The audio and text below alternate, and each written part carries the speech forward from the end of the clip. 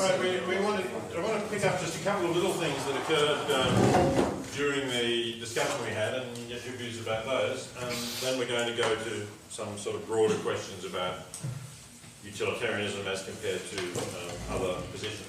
So firstly, I think it was Michael who mentioned Danny Kahneman's results about how people remember certain experiences.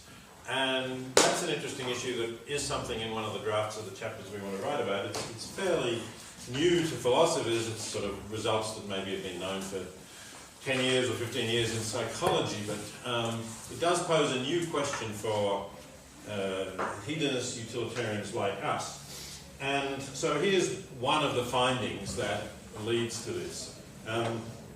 Kahneman and his colleagues were interested in how people judge certain experiences as compared with how the experiences seem at the time, throughout. Kahneman's work generally, for those who don't know, he's been interested in various kinds of illusions, various kinds of mistakes we typically make when we do things, when we make decisions, and that's one of the reasons why it was very critical to this economic idea of rational man. As I said, it showed that we have various biases and illusions depending on the way things were framed. The term framing effect comes from Kahneman. But this is a somewhat different study, and one way of illustrating it is by looking at two patients who are undergoing colonoscopies. Okay, so colonoscopies are procedures that nobody really looks forward to. They're rather uncomfortable, but they're useful for detecting bowel cancer. So here's one patient who is patient A, and what they actually did was they asked these people, it's amazing that they got consent from the patient to do this, but they said, we want to ask you, during the colonoscopy, every 60 seconds, we want to ask you, how bad is the pain on a scale of 100 to 0 or something like that, okay? And just tell us what you're feeling now, how bad is it? So here's patient A. Patient A tells you how bad is it. At the start it's not that bad, it gets worse.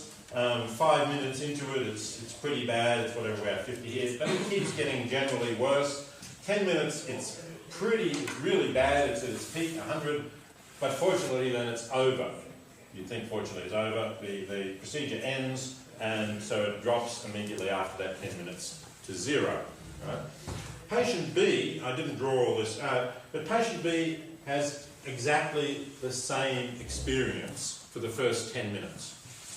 But it doesn't end after 10 minutes. Patient B has a longer colonoscopy, it lasts 15 minutes, but the peak was at that 10-minute point, the same peak of pain. But it didn't end, it in fact got somewhat better. Got significantly better, then plateaued, and then ended. But it was still, we're still talking about pain. All of this is still pain. And, if you were asking him here what it's like, he was still saying, "Oh, it's bad. I don't like this." That sort of experience is going on. So let me ask you, who do you think had the worst experience? Patient A or patient B? Yeah, Michael? Patient B. Patient B had the worst experience. Sorry, the patient A, the top one. Ah, okay. You think patient A. So what do the rest of you think before you've actually know something about this, right? From what you said, you know something about what the patient said. Let me ask the rest of you. Do you agree that? A, because the relief would be greater.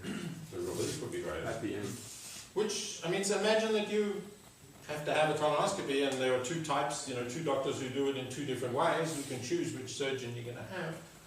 Would you go for... Well, we could probably agree that patient B, being longer, the total amount of pain is greater, but I would agree with what he said, that the immediate relief makes it so much more accentuated, the pain. Well, I'll tell you the findings, and in a way, I guess, what you're saying. But the immediate relief means that people who undergo an experience like patient B, think that this was a better experience, right? So if you ask them, for example, would you have that experience, again, let's say, next time you come, you might say, we need to do another examination to make sure you don't develop cancer. But we could either repeat the experience you just had, or we could give you a barium enema, which is another kind of procedure which is fairly unpleasant, and probably for these patients they didn't know too much about it. Anyway, so people who had the experience of patient A were much more ready to say, give me the barium enema, than people who had the experience of patient B. So this relates to the idea that people focus on how an experience ends, on both the peak of the experience and the ending of it. And they don't take much account of the duration of the experience. So Kahneman refers to this as, calls it the peak-end rule, and also says there's a phenomenon of duration neglect. They neglect the duration. And the issue then for hedonists is hedonists typically, and Kahneman is sympathetic to this, would say, look, it's clear that patient B suffered more pain, as I think Sebastian said. His patient B suffered all of the pain that patient A did, and then suffered some extra pain. So patient B suffered more pain, and yet patient B seems more willing to undergo the experience again. So there's two things that you could say. You could say, as some of you may want to say, well, people are the best judges of their own experiences. And if patient B says, well, I'd have that again rather than have the unknown barium enema, it seems that it wasn't such a bad experience for patient B. Other people might say, he's forgetting all of that extra pain, or this extra pain that he experienced, he's suffering from some kind of illusion. And the remembering self is not a reliable guide to how much pain you've suffered. So to some extent you've blotted the pain out. So I don't know whether anybody wants to comment on that. I mean, it's an interesting phenomenon. I don't... But having that in mind, shouldn't all doctors aim for the patient B experience? Well, make it longer. They'll get more patients back. They'll get the patients to come back, so it's in there. So yeah, there are various. You can. I mean, actually, after this, Kahneman and his colleagues did another trial where they suggested to doctors, after you've actually really finished the serious work of the colonoscopy, leave the instrument in place for a minute, right? That's still somewhat uncomfortable for the patients, but they will remember the experience as being less bad. And they did that, and it seemed to work. So you could say that's a recommendation to doctors to do that. Okay, was there someone else? Was Michael? Were you I want to make a point against that, though, that if you move the time scales a bit further, right? Like half an hour, right? And you're in a hospital and you're suddenly chewing up chalk time, giving what could, from a scientific medical point of view, be a placebo. You're taking half hour away from the doctor's time of doing another surgery. I think it cuts both ways, but it's yeah, there can be a scarce resource question coming into it. That's certainly true. Okay, so that was just one extra thing that I wanted to say. The other thing I wanted to just mention is somebody right at the beginning, I think maybe it was Heidi, you talked about Aristotle. Was that you talking about Aristotle, or was it David? You were talking about Aristotle and his conception. So Aristotle said something which is also interestingly different. You said maybe, Aristotle was, I think that Aristotle says, well, when we ask why do something, why do this? Because it'll be good for your health. Why care about your health? It comes back to happiness. But of course, what Aristotle didn't use the word happiness, since that's not a Greek word. He used the word eudaimonia, which we tend to translate as happiness.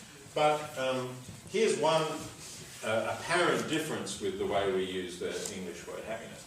Aristotle thought that what happened after you died could affect your eudaimonia. So let's suppose, for instance, that you live a certain life and you die in battle, fighting for your city. And after you die, the state accords you great honour for the courage with which you fought and puts up a statue in the city in your honour. So your eudaimonia has now increased not just Aristotle, this is a fairly common Greek view, and it seems like it is part of the meaning of the term, that things that can happen after you die can increase your eudaimonia. But normally you wouldn't say, you know, how happy was he? Oh, well, he was actually pretty happy because, you know, after he died, they put up a statue in his honour. I mean, unless you imagine that he's up there saying, phew, thank goodness, I'm so glad they put up this statue after I died, we would normally think that didn't affect his happiness at all. And I suppose that's probably true of the classical, let's say, the classical utilitarians, those who are concerned with mental states, as we said at the beginning, that that's all that matters, could hardly say that anything that happens after you die makes any difference to your well-being. On the other hand, on the desire theory, that's not so obvious. It could be that some desires that you have, some important desires that you have, are actually only fulfilled after your death. So we might go back to the poet. Let's say this poet wrote a lot of poetry which never got published in his lifetime, but he left instructions for a friend to be appointed to try and get it published, and he thought that, you know, it was important that it be published. So on a desire theory, if what he really wanted was for his poetry for future generations to have the chance at least to appreciate his poetry, whether they would like it or not, then whether his friend really does try to get it published, or just says, poetry, I don't care about that, let's recycle the paper, makes a difference to, or could make a difference on one version of the desire theory, to how well his life went. So, are any of you inclined to think that that might be the case? I don't think it would make his experience of his life better, like his empirical experience, but I think it would, it's still a good thing. I mean, look at William Blake. Did that happen to William Blake? Yeah, William Blake was not a very particularly well-known or respected artist or poet in his life, and look at that. So did his life, I mean, putting aside, of course, we agree that he didn't experience this, so his mental experiences were not better, but did his life go better because he was recognised as a genius after he died? Not in his experience, but we can look at him and go, oh, the guy was a great poet. Yeah, we can do that, and we can say it's good that his life is where it was saved. Because he's dead. Does anybody think his life went better because his poems were recognised as great poems? No, actually I think it's quite the opposite. I think it's our lives. Our lives are changed because of that, not his. So what if, at the example that Peter gave, the poetry were not all that marvelous really, so not like Blake's, but we still thought that it is important to edit them and print them. Do we have any obligation to do that?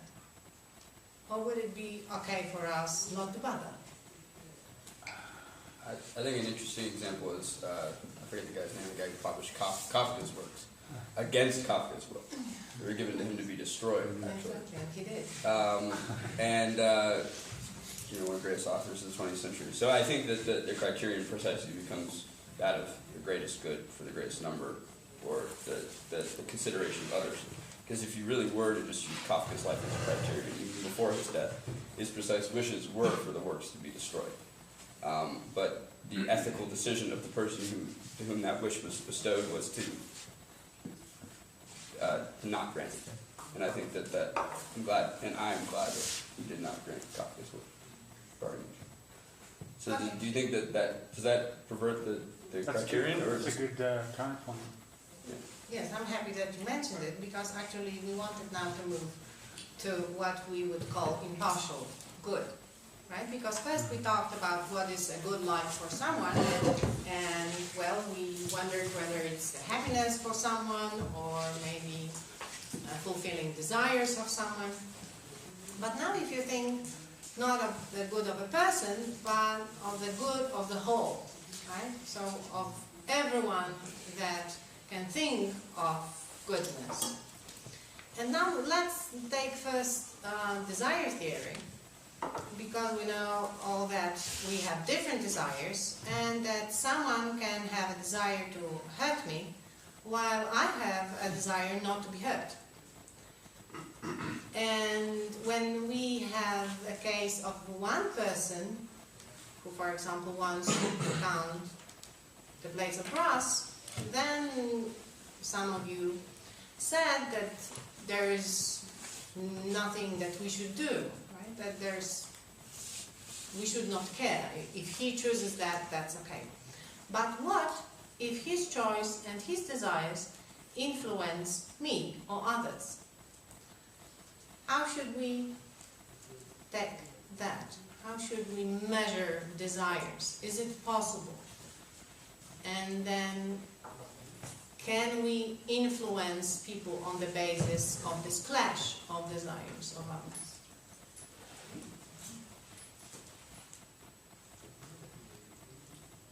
I think to some extent the measurement of desire is like with that I have to think of Bentham and the utilitarian calculus, and I kind of think of it as just stupid. Like, I mean, I know it's like there's an extent to which it's true, but I think that taken to you know, like I said before, the banana, like, oh yeah, the banana will be 5 units of pleasure versus the muffin is 2. You know, like, I think by the time you get there, the measurement almost kills the pleasure that you would get from it. And I don't know, that's just an initial response. Yes, but there are simpler examples. Yes, like the one that I don't want to be hurt, and there is someone who wants to hurt me. So, what should be done? How can we?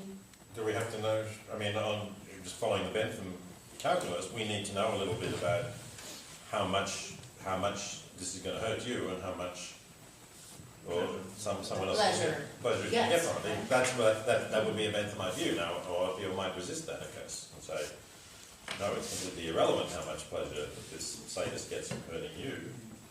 Another example is about desire. Let's say that we have this extremely talented biologist, whoever, who can get a really important medicine. And so many people wants to have this medicine and to get cured, and there's such a strong desire. Can we say that this person cannot get lazy, but should work on this medicine so the rest of us can get cured? Or we can say, because that's his desire, then we can do nothing about it. And when I say doing something about it, it's not, of course, that we will get and tie him up or whatever, but we are talking about normative things, yes? So we will say, well, he should not do that, yes? He should work, because there are so many other people involved, and they have, I don't know, the right or some other words that we use to get cured. What would you say to that? Well, I guess he's free to do whatever he wants as long as he can live with his own guilt if he's too lazy. But our question, of course, is what is morally right. Yes, so. And you said he has to live with his own guilt, so you're saying that he ought to feel guilt about not working on the drugs? What if he doesn't feel any guilt, when he doesn't care? Well, most people would probably think that a certain form of responsibility will befall him if clearly people die. But then, I don't know, you can't really force the people. I don't see also a moral framework where you can actually, tie him up and put him with electroshocks, get him to work day and night. No, but we will get into this story when Peter will talk about poverty. That maybe the fact that I desire to buy 10 new dresses is not really desire that I should work on and do. But I should think that there are hundreds and thousands of desires of people to live, and that my desire to spend money on a dress should count much less than a desire of someone to live. I think we can put it in more clear-cut terms, which are actually real.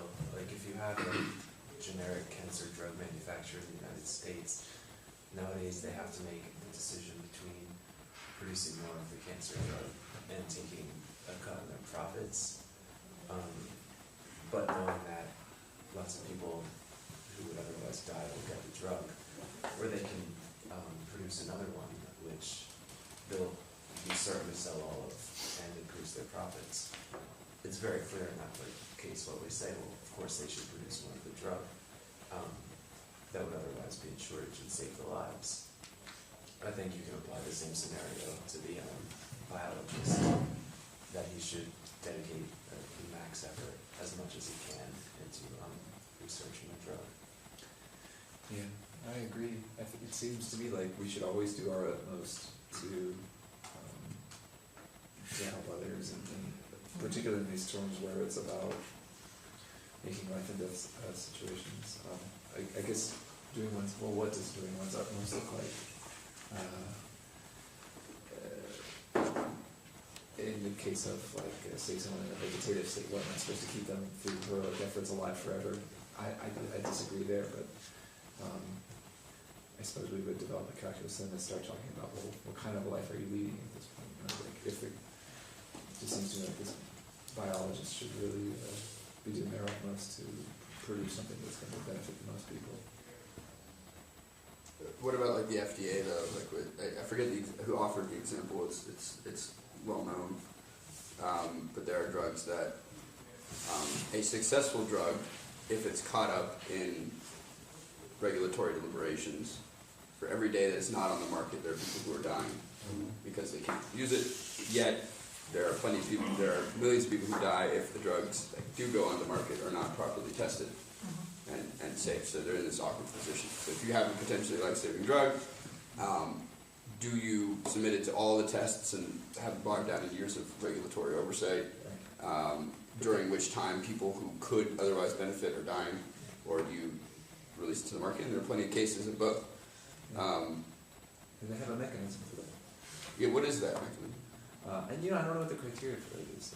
So there's a mechanism that where the disease is incurable and fatal. There's a mechanism. There's a sort of rushed procedure that you can provide. This is really the result of the HIV/AIDS problem, and because the community that was at risk of HIV in the US was a well-organized, cohesive community, it was a much more effective lobby for change than other communities of people who had fatal diseases. So they were pointing out that while the FDA was requiring all these various trials, and there were lots of trials going on, people were dying, and so essentially they got the rules changed for sort of fast-tracking some drugs in those special situations, and really allowing people access to what I guess by other standards would be still experimental, on the basis that, well, if they don't get some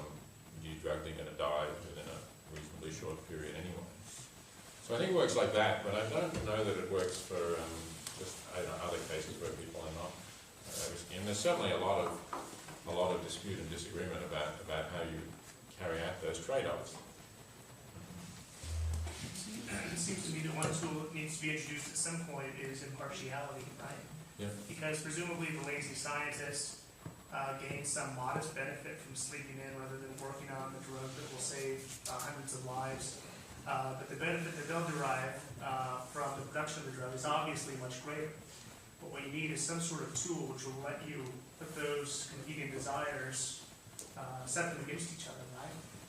And, so you need some measuring stick, some yardstick to sort of determine this is what should be done in this case given the circumstances. A modest benefit to the scientist to be able to sleep in a little longer versus a significant benefit, much greater benefit to those patients.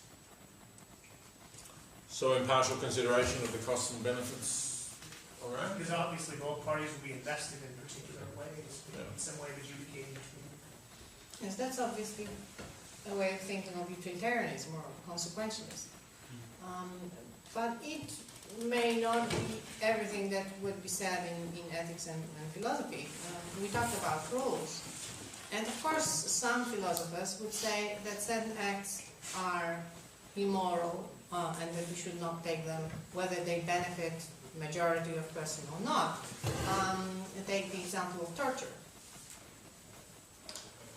Torture is forbidden no matter whether it will bring benefit or not. And of course, if you think about America, then you will clearly see why torture is forbidden. But I'm sure that there may be cases, and in philosophy there are many such examples, when torture could be fine, right, because of the benefit. Could be beneficial. Whether it's fine, I guess, is a question that needs to be... fine in terms of beneficial, in terms useful. of producing benefits for the majority. But for example, the conundrum with that torture, I think it was popular TV series 24, the scenario an atomic bomb is about to go off, so you can torture somebody to try to find it on time. But torturing that person still remains wrong, but I would thought that it's fine if somebody tortures them and then goes to the police and kind of like arrests himself, kind of thing. Yeah, I don't know. Sam Harris famously made this argument right in his book, I think, The End of Fate. He does that, you know. But that person who was tortured, even though he saved millions of lives, would still have to be punished for what he did. But, so there's two separate questions, I guess. One is, did this person do the right thing in torturing somebody and getting information that made it possible to defuse a nuclear weapon that would have gone off? And the second question is, should he be punished for having done it? Right? Because it's at least conceivable that you need to punish people even if they do the right thing, I don't know, in order to uphold the law or something Under like that. attenuating circumstances, I guess. Yeah. But did he do the right thing? Do people agree with that? I mean, not everybody, I would think. Did the world get saved in this scenario? In the scenario, the world got saved. Yeah, I'd say that. Because Well, I mean, again, it's like, did he do the right thing? Well, he did a thing that had a certain result. I mean, the judgment of whether it's good or not, I don't know. To me, it seems subjective. Maybe it had a desired result. Fine. You can say it had a desired result, but whether or not it was good, On that I have basis, trouble with that. yeah, I agree. Because on that basis, you should intern the Japanese and drop nuclear bombs on. I mean, if you project ahead, worst case scenarios, anything just short of that becomes justifiable in the present. It depends, but I mean, it depends on what the facts are, doesn't it? I mean, did interning the Japanese save the United States from sabotage or something like that that would have helped the enemy? I mean, most people think probably not. These people who were interned have been in the United States for generations, some of them, and were loyal to the United States. So at the very least, it was a sort of very crudely applied policy that may certainly cause a lot of harm to people without really having benefit. So it would depend on the fact. Yeah, I mean, the similar ones are bringing people into Guantanamo, though, I feel like. Again, if you're really catching the right people who would have done something, yeah. That's right, they're just, just as imprecise. I just feel like it's if your only standard of ethics is to, prevent something that could be worse than a quantitative metric, then I think that logic could justify things which would at the outset seem rather unethical to me.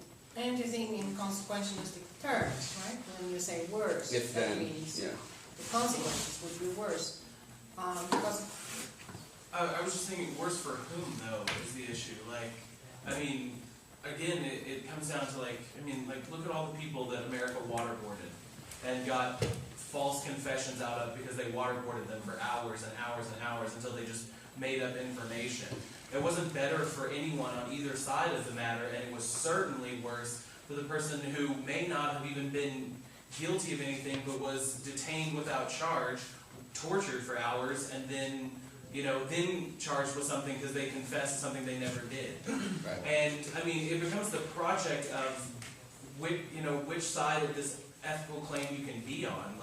Sure, it's really easy to say that we'll torture that one isolated person so that we can stop this nuclear attack on these millions of people. But it depends on how you apply that notion. Then it's the same thing as we're going to question everyone in Arizona who isn't white to just make sure that, we have a coherent, American system because these people pose a threat to the coherency of the United States. It depends on how you apply these ideas to individual people. Like, what if that person had to torture 30 people before they found the one person who actually had the information on the nuclear bomb? Or in a slightly less controversial situation, like we should submit grandmothers and infants to like cavity searches at airports, because in the off chance, the slight probability that my grandma is walking on there with a bomb, you just can't take the risk. So no, I'm serious. Like if you want to distribute 9/11, across all like the discomforts of every grandma in the country, fine, it's better that way. Because if it happens once, it's worse than the cumulative. I mean, is that not what we're doing? I mean, like. Well, I mean, it's the age-old zero-sum game of security versus freedom, right? Like, it's the idea that the more secure you want to be, the less freedoms you have to have, and vice versa. And it just depends on what ethical stance you take as to where you situate yourself along that spectrum, and what actions you're willing to do to ensure one side of that or the other. Like, I mean, I think that really gets to the question of, torturing someone to get information out of them, is that, sure, you're taking away every ounce of their freedom so that you can get all of the security that you desire. Right, so, and I mean, and obviously, a lot of people are likely to make mistakes, and I think one way of looking at this would be to say, you should have a rule saying torture is forbidden, because if you don't, people will torture in just the circumstances you mentioned. They'll torture a lot of people who had nothing to do with it, and the chances of them actually getting any genuine information that is going to stop a nuclear attack is vanishingly small. So that may be the best general rule, and yet it may still be true that if you really were in such a situation, which maybe is a pretty hypothetical situation, you would want somebody to get the information, and if torture was the only way you could get it, you would want them to torture.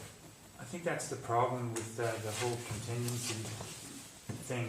The U.S. government has based all of this practice on. Just contingency plans, constantly coming up with these, because you never know and all that kind of stuff. So the what-if scenario, the hypothetical one, where I was kind of ironically saying it was of course a good thing to torture the guy because he saved the world by extracting the information. I think that hypothetical thing exists in a bubble reality that is not aligned with our situation, what we have in this world, because we haven't really discussed the issues and the ethics of uncertainty and doubt. And I think that the doubt factor is a very important thing to talk about, because it's almost like we're constantly removing doubt with all these hypothetical scenarios that we keep on asking, whether it's the love life, the grass scenario, or the bomb scenario, or any of these things. Not that they're not fun to talk about, but I also think, where does the uncertainty principle come into all of this? But we live with uncertainty, right? I mean, we have to make decisions under uncertainty all the time. Yeah. So if you say, where does it come in? I suppose, the standard answer that both utilitarians and a lot of decision theorists would give is that what you try to do is what's called expected utility. So it's the utility of the various outcomes divided by the probability that they will occur. But that assumes, of course, that you can have estimates of what the probabilities are. And on that basis, if you could calculate, what's the probability that by doing these searches of the grandmas or whatever, we're going to prevent a plane blowing up. And no doubt, if you had some handle on what the probabilities were, you could decide whether it's doing the searches or not. Would it then be, but let's say you had better data to suggest that, it's probably not grandmas, it's probably people who look like they're from the Middle East.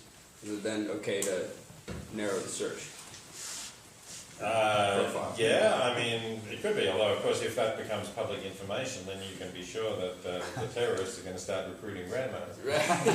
Exactly. But it's like,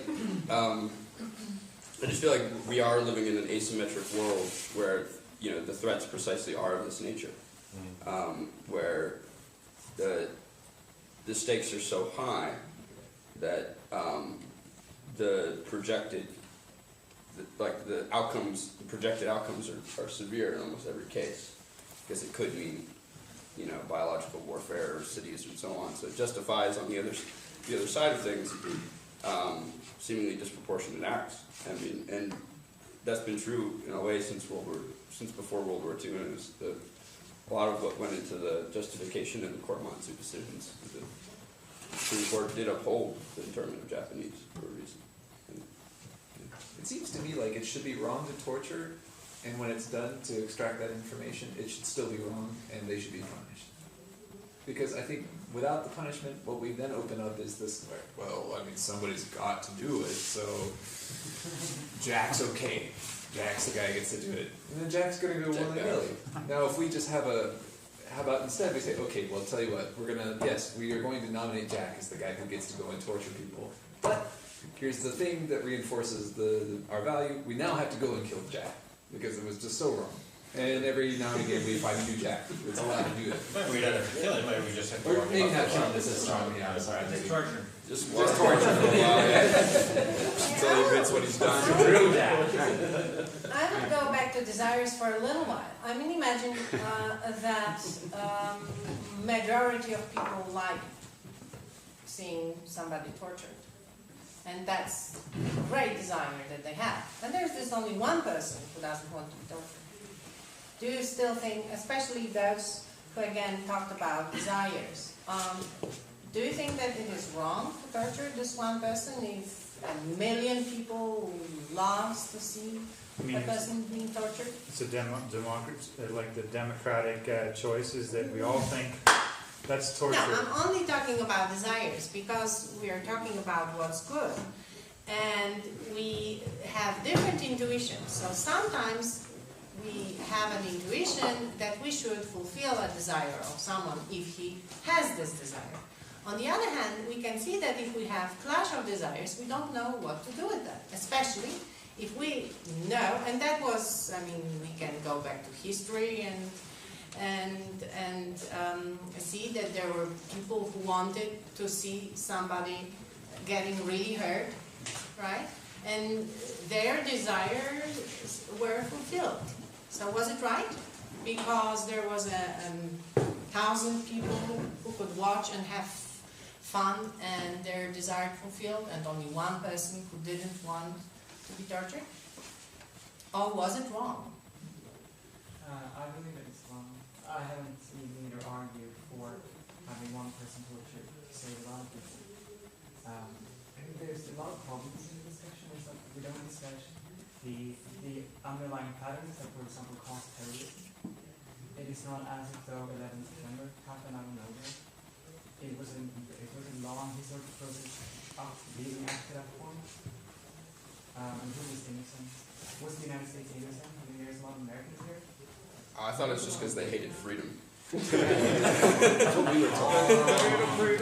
But sorry, I want you to tell me more about why we have to go into this now.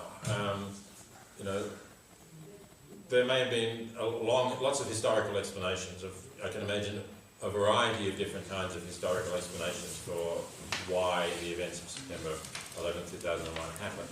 But I want to first one that I disassociate with this. If we believe that torture is wrong, murder is wrong, I mean, who are we if we ourselves use those tools to contribute to what we want, to upholding the absence of that? I mean, this is what Georgia Gunn talks about. I don't know if anyone else. Yeah. But to me, that's a severely ethical problem, and not something that I would be liking to support at all. But are you saying that if the only way to minimize something that you regard as bad is to do some of it yourself, that this is necessarily wrong? I mean, that seems to me to be a... I don't... Well, I'm certain that it's not self-contradictory. You may think it's morally wrong, but there is absolutely no contradiction in saying in order to reduce the number of innocent people killed, I'm going to kill one innocent person. How is that a self-contradiction? It's a perfectly consistent view to take. I'm not saying, if I said all killing is wrong, and therefore I'm going to kill a person in order to stop the rest of the killing, then I'd have contradicted myself. But if I say, I think that the killing of the innocent is in general a bad thing, unfortunately the only way I can make an impact to dramatically reduce the number of innocent people being killed is, for some strange reason, to kill one innocent person. There's no self-contradiction. You may not like that. You may want to disagree with the moral principle. Yeah, well, we disagree on the moral principle. I don't understand how it's not contradictory though. If you're saying that we should value we should value the lives of innocent people, then it seems the only difference between the first part of the proposition and the second part of the proposition is the numbers. Yes. So that's a huge difference, though. Right. Well, why does that not make it? But I mean, so the idea is that we should. The lives of innocent people only matter after there's like a floor, like one is fine. No, not at all. It'd be much better if I didn't have to kill anyone. Right? It'd be much better if no innocent people were going to be killed ever from now on. Right? That would be the ideal. Sure. Unfortunately, there's no way that I can achieve that. Right? But nevertheless, it is true that by killing one innocent person, I can ensure that either never will then be any more innocent people being killed. This is a thing in the Brothers Karamazov, isn't it? More or less, this Ivan's question is like this. Either I can ensure that utopia, which is a fanciful example, or maybe I can ensure that far fewer innocent people will be killed, which is where you can imagine some real life scenarios where that might be true. Okay. I just thought of something. So a lot of times there are scenarios where the number of innocent people killed to the ratio of people who are guilty is disproportionate. Drone strikes, for instance, where they do a drone strike and they celebrate the fact that, oh, we killed this one high member of Al-Qaeda. What they don't talk about is the 50 other civilians who were in that same area that were killed. So it seems to be almost a counterexample in that to stop the killing of innocent people, there were more innocent people killed than guilty people killed. Yeah, well, I'm not going to, I think what goes on there is, this Al-Qaeda guy we killed might have succeeded in killing some Americans, and that would have been a terrible thing. And the other 50 people who were killed were Pakistanis or Afghans or whatever, and we don't care that much about them. And, that's wrong for just the reason that Katarzyna was introducing. This fails this test of impartiality, of concern for people being killed anyway. So I think one could object to that. But I don't think that's really directly going to the principle that I'm suggesting. Suppose that you had known, that you had a really good knowledge of what Hitler was going to do if he succeeded in becoming Führer and where he was going to take Germany. And suppose that you had a chance to kill him. But at this stage he was innocent. He hadn't actually murdered anyone, right? But somehow you knew this. I think it would have been justified to kill him, even though you were killing one innocent person, but you were saving many, many millions of innocent people being killed.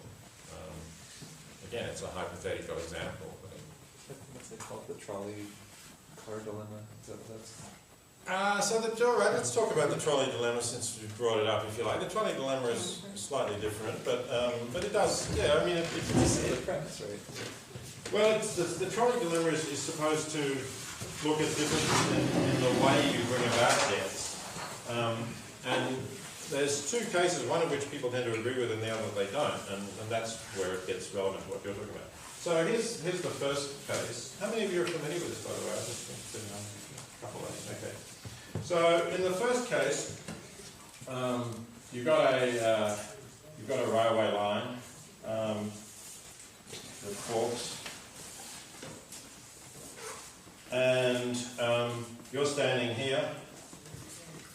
Happen to have gone for a hike or something, and you're walking along this railway line, and you notice that there's a trolley or a train, let's say it's a runaway train, that's heading down this track, and there's no one on board. It's somehow just got loose, but it's going down the hill.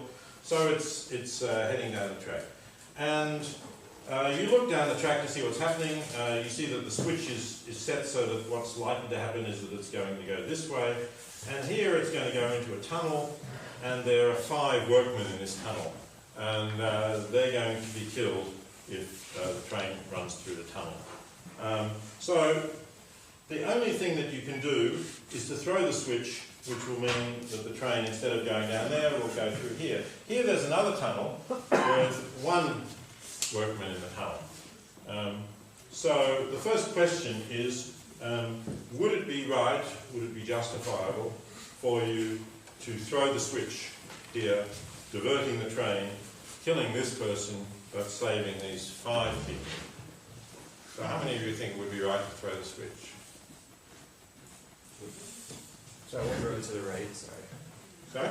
Throw it so you kill 1 instead of... Throw it so that you kill 1, yeah, that's right. If you do nothing, 5 will be killed. You have the option of throwing it so that only 1 will be killed. And are you on the trolley? You're not on the trolley, you're standing by the switch. Okay. Yeah, for sure. So, wait a minute, in the way you're asking the question, you're saying, is it right to kill 1 man, or is it right to kill 5 men? And I think that is... I didn't say that. Would it be right to throw the switch? Yes. To intervene. But I didn't say that you're killing 5 men if you don't throw the switch. You Right, said so, but, I mean, you're asking which one is right. Yeah. But I don't think either one of them is right, because you're ending up killing. Death is, I mean, neither one is going to make something right. Alright, but which one would you do? Better. Which one's I know, but I'm quibbling about terms because this keeps coming up again and again and again about what is right. What terms would you like to use? Well, you could say which would cause most harm. Least harm. I think we know what's going to cause most harm. Yeah, well, I mean, but that's... But we're asking a normative question, right? We don't... I mean, that's a descriptive question. What will cause most harm is just, except, harm might be loaded, but if you say what will kill more people, that's just a fact about the situation. But we're interested in asking, here am I'm this person there, I have to make a decision. I mean, I can, of course, just sit on my hands, but in effect, that is to make a decision. That's to let 5 people be killed, right? So I think you can't run away from the fact that there are decisions in the world to be made. Oh, yeah. Right? Sure. And what we're interested in is whether we can say anything useful about how you want to make those decisions. So I don't mind what terminology you use as long as it gives us some insights into how we ought to make these decisions. Alright, so I don't know whether anybody else wants to comment on. I'm going to move to a second example, which is slightly different.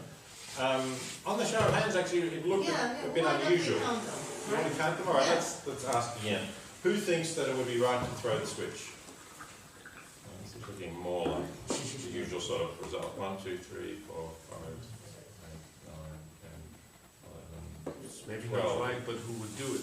Well, that's a different question. That's again a sort of question of psychology. So that's close. So this has been asked of quite large groups, various sorts of samples. About 80% think that it's right to throw the switch. Okay. Now so this is known as the switch version of the trolley problem. If you throw yourself on the track, does it keep... That's, wait a minute. But you can't. In this case, you're too lightly built to stop the trolley. Now there's another example that is closer to that, right? I've never heard that. So this time we just have a track. Doesn't switch. There's no switches, no forks. Runaway Train is currently here. You're standing on a footbridge over the tracks. Now, as you said, maybe you see the runaway train. Sorry, there's still a tunnel. There's still 5 people in the tunnel who are going to be killed. So, you see the train, you look down the tunnel, you see 5 people looking into it. The first thing that you think of, maybe, like you suggested, you're heroically inclined, is, could I throw myself in front of the train and stop it? No, unfortunately, I'm very lightly built, and I'm sure that's not going to be enough. But it so happens that you're not alone on the bridge. There's a stranger, and he's not only quite large, much larger than you, he's also got a heavy backpack that he's carrying.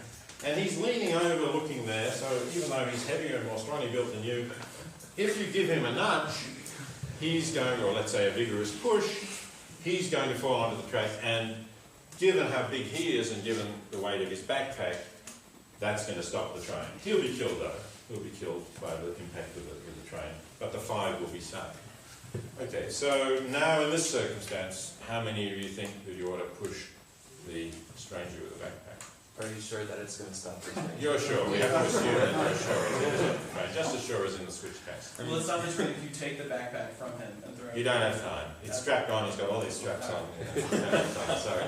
Looking for the loopholes. 3, 4, so it's 5, is it? Maybe 5. Okay, so it's significantly less, which is again pretty consistent.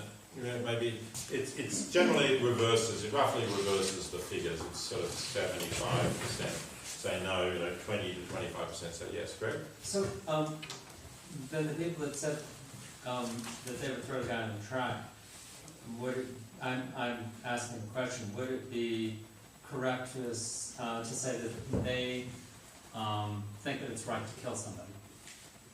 Let's ask To them. kill another human being. Do those of you who said that think that that's somebody right? I don't think it's any different from the previous example. Yes, so that's the question. Do you see any real difference between the examples? Or is it only some psychological factor that in fact instead of using a tool, you have to touch someone who is probably warm and close to that Yes, to throw him? because if you do nothing, you're not killing him. But if you throw the guy on the track, you're killing him. Yeah, but you by doing nothing are also, you could have otherwise prevented the death of 5. Imagine that in the first scenario, there was this one workman there, but you could really switch it. Would you think that if you don't do anything, you are not doing any harm? If you could actually... If you could actually switch it so the train goes the other track and you save 5 people? Would you think that because you don't do that, then you really don't harm the people that would die? I mean, in a sense, what you're asking is a question of your involvement in it, and like as a bystander, I mean, sure, you can shove this guy, but like at this point, I mean, I'm not saying it makes it better or whatever, but you kind of aren't responsible for the train going in the first place. You know what I mean? Like, who in the world built this crazy track? Well,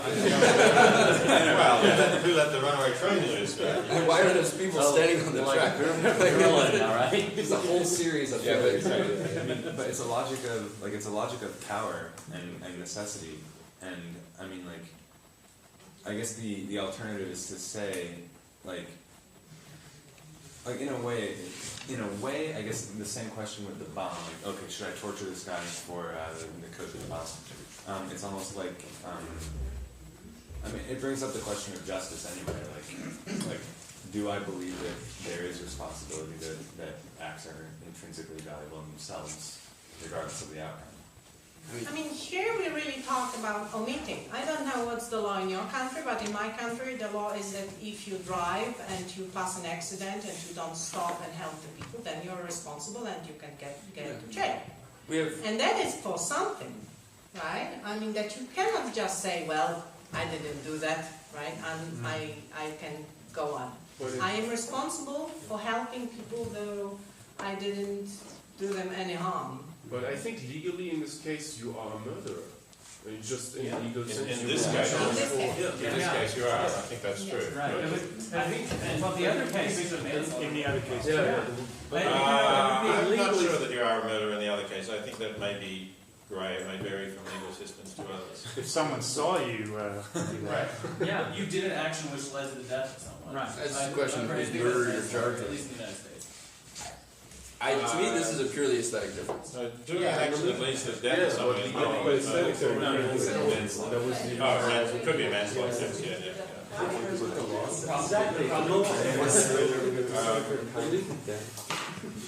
Okay, so let's. One of the things that this does test is the difference between, as Katarzyna was saying, between causing death by an omission or by an action. We sometimes call it killing versus letting die. So this seems to be a case of killing 1 to save 5. The other one, some people think, could be a case, or certainly, you know, if you do nothing, if you sit on your hands, then you say, I didn't kill those 5, but I let them die. And some people think that there's either no responsibility or a much lesser responsibility for letting die than there is for killing.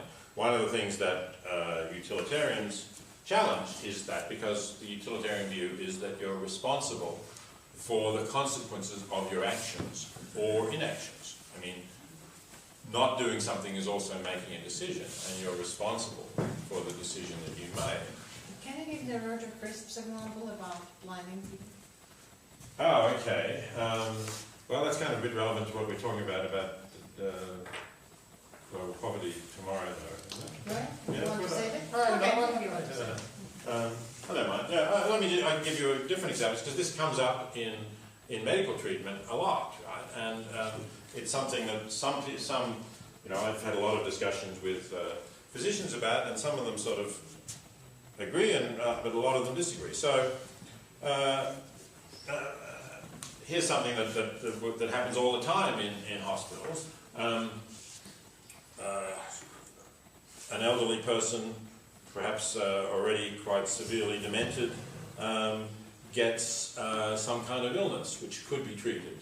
It might just be pneumonia, which is quite simple to treat with antibiotics generally. It's not a resistant type. And the doctor may call in the relatives and say, you know, look, Grandpa's 92, he's had a good run, but, you know, he's pretty demented really now, he hasn't got much quality of life, he's got pneumonia, we could give him antibiotics, what do you think we should do? And if the family say, look, yeah, he's had a good go, we don't really see much point, the doctor will not give the antibiotics, and Grandpa will probably die of the pneumonia, and you know, people are quite comfortable with that. But if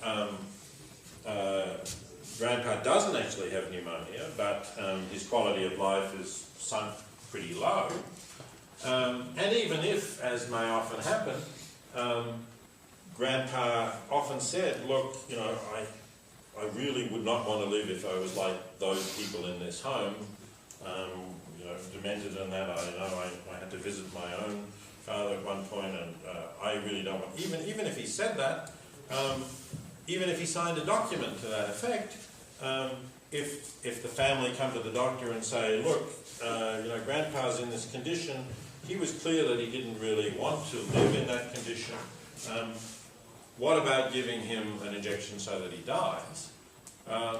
The doctors are going to say, oh, no, you can't do that, that's killing, that's terrible. And there are obviously some ethical views which support that. I mean, that's the law supports it, and those views that say that you should never kill the innocent support it. But the consequentialist view really would be that there's no difference between the decision to withhold the antibiotic that would keep Grandpa alive and the decision to give Grandpa a lethal injection. So the distinction between acts and omissions doesn't really determine it. What does determine it is what are the overall consequences. Yeah. Couldn't you almost maintain the inverse, that it's more ethical to administer the injection than to let someone die uncomfortably of an illness? Do you know yes. That? I mean, I feel like it's almost the inverse, like. Yeah. You certainly can hold that. Yeah. It's like if I were given the choice to, like, you know, inoculate that person with morphine into a deep sleep and then throw him onto the tracks, wouldn't that be like, you know what I mean? Like, seriously, like I'd still be killing him, but is it not? Yeah.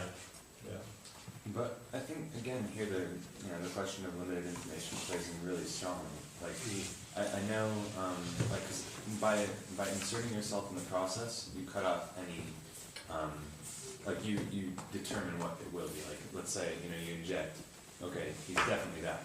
Whereas, who knows, maybe had you administered the antibiotics, there was a chance that perhaps he comes out of his dementia and then all of a sudden has 5 more years. Like, yeah, but perhaps some of the bacteria survive and they're resistant to that antibiotic. Well, yeah, no, I mean, that's what I'm saying. Like, perhaps, yeah, you're right. Perhaps he lives, perhaps he dies. If you insert yourself into the process, he definitely dies. Like, I know tons of people who, like, when they were in the womb, the doctors had told their parents, you should have an abortion because this kid's gonna have a shitty life, you know?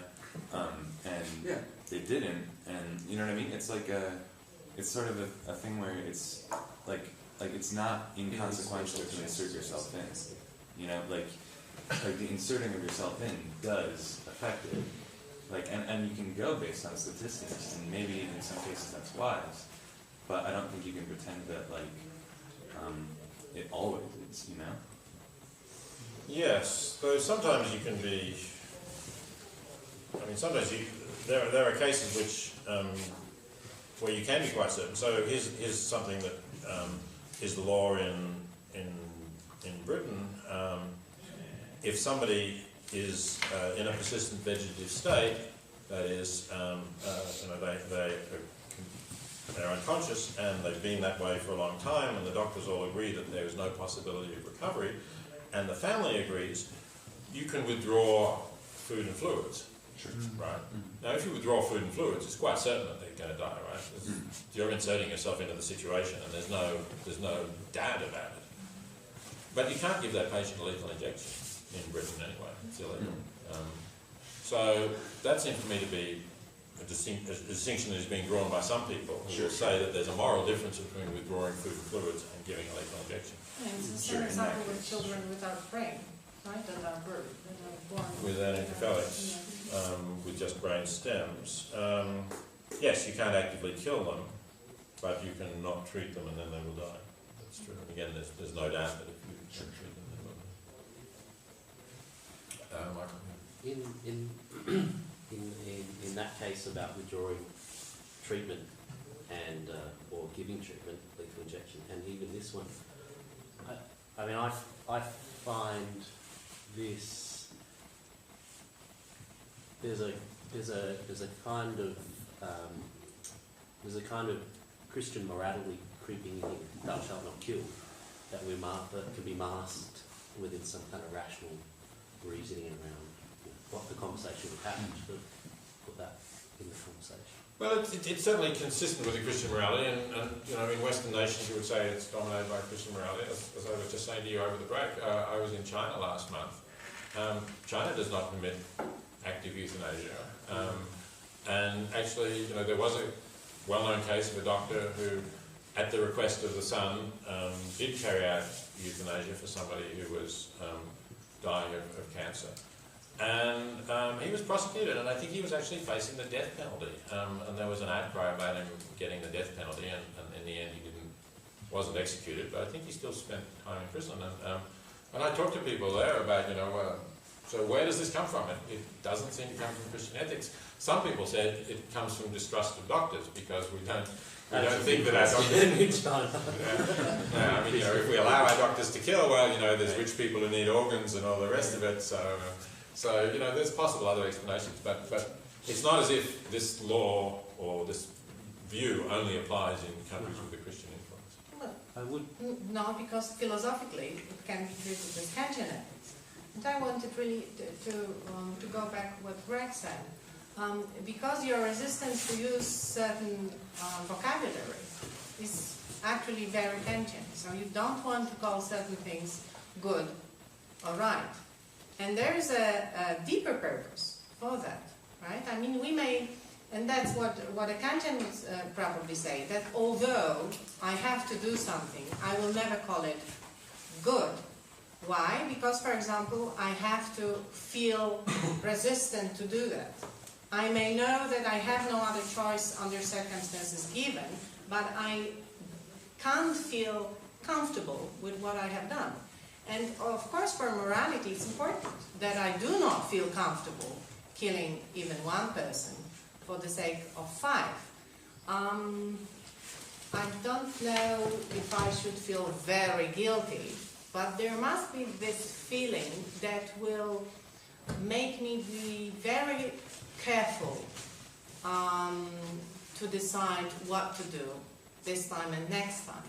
Yes, because if I feel really great about killing this one person because I saved 5, we may think that there is something wrong with me. Yes, I should not feel fantastic about it.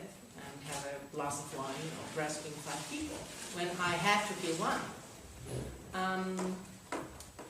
So I understand why you said that, and there are philosophical grounds that would support your view. Of course, they are not consequentialists like our perspective, but after all, we may not fully know the truth. Oh, goodness. What a concession.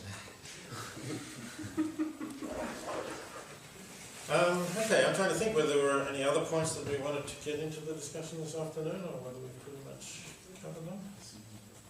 Maybe let's ask you whether there are other things. We've got sort of 5 minutes. If there are other things that you have in your mind that we haven't raised or talked about.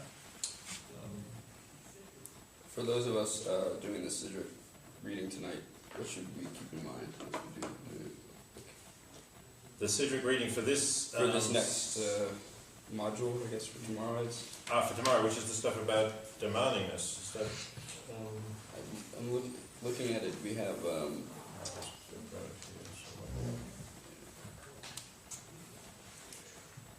Maybe, meanwhile, I will try to put things in order.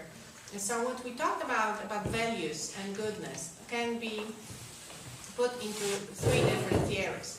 So we can talk about desire theories, and then we'll say that whatever we desire and the fulfillment of desires what constitutes goodness. And then we can talk about what actually Buffett called objectivist theories. And that means that what is good does not depend on what I really want or desire, but on something objectively good, what I take as an objective aim to get to. And that can be hedonism, actually. So you can say that happiness is the good and I always have to aim at happiness. And so that's one theory from the objectivist theory. And the other is something that is called perfectionism.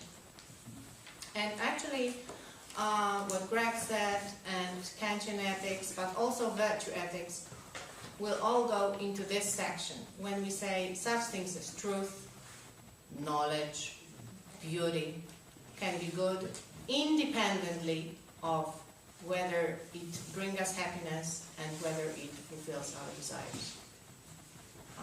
So philosophically, that's the way we classify those things. If it will help you to think of your own ideas.